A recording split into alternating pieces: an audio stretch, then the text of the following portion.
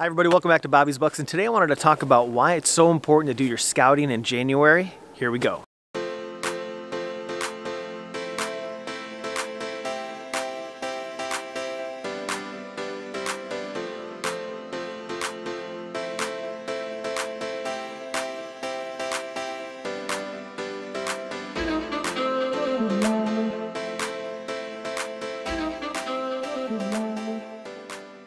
That's the big difference between the people who go out and maybe get some luck deer hunting or the people that are successful shooting big deer every year. It's because their season never stops.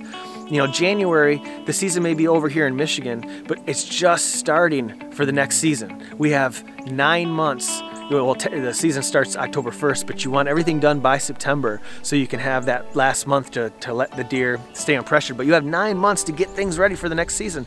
And all that time you've been making notes and you've been getting ready for your scouting during hunting season. And when your scouting is done, you get ready for your planting and so on. And there's a schedule. There's something to do every single month for deer hunting. And I promise you, if you put more time into your deer hunting, you're going to be more successful, or you're going to have options. You're going to start passing deer because you know there's good deer out there using trail camera photos or whatever. So, or just seeing some sign.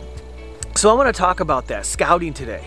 It all starts with aerial photographs, okay? We have hunting apps, we have Google Maps, software where we can even take our phone out there. It all starts on the laptop for me because you got a big screen, I'm looking at it and I'm trying to get an idea of what bedding areas are, where the main trails are. You zoom in, you can see trails, it's awesome.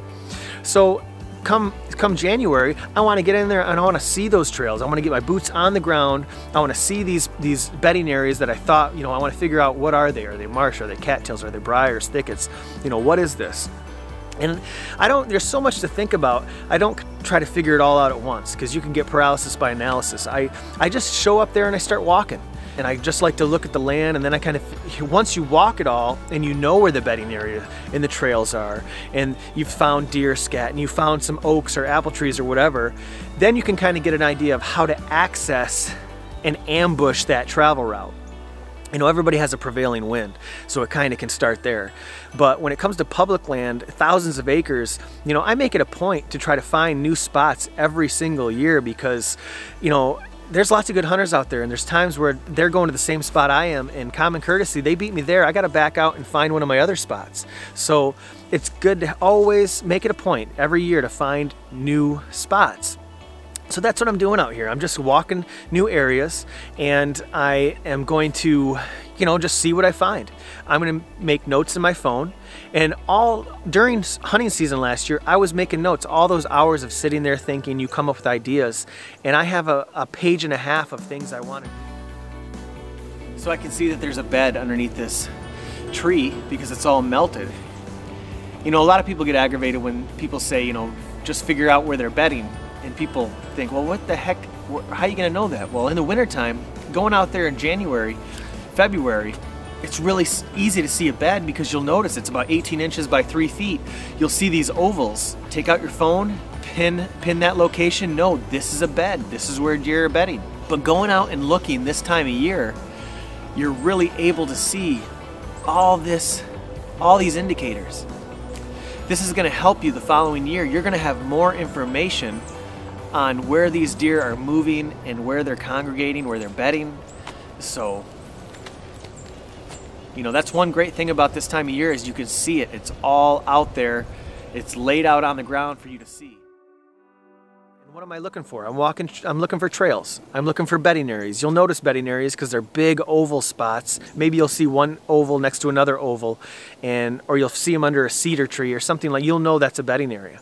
You can even crawl into those thickets, and this time of year there's not much foliage. All the deer have been, you know, eating woody browse and making those tunnels a little bit, expanding those tunnels a little bit bigger. Once you crawl in there, you almost can stand up and walk around, and you can get a better idea. Heck, you might even find a shed crawling around in there. I have several times. So this time of year, January, the big deer are going to drop their antlers first, and then the younger deer will follow. But you know what? With all this snow on the ground, all the tracks, these big heavy travel routes, are out in the open for you where you can't see them come summer or fall.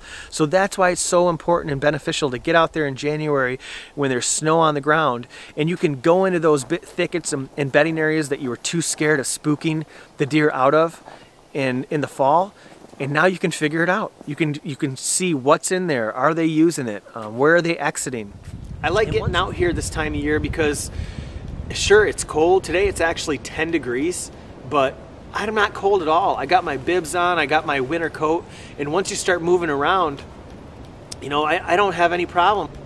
My only worry is that my batteries are gonna die because it's so darn cold. But getting out here, I mean, you got a sandwich, you got a water, you know, you hike way out here. As long as you got your phone or a compass, you can make your way back. But this is the time of year to get out here and you can see these trails. Look at this trail.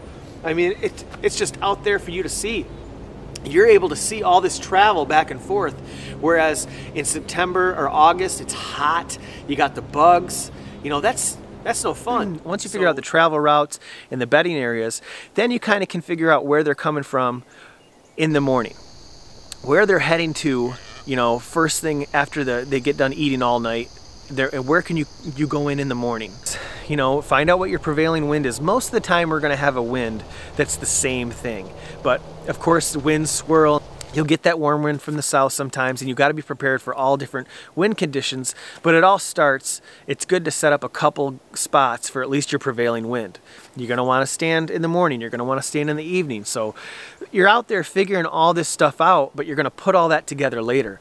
Really, in January, just get out there and walk around. See what you find, and worry about all that stuff later.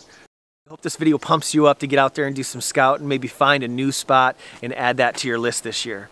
Stay tuned for more videos. We're going to be adding lots of deer hunting videos this year.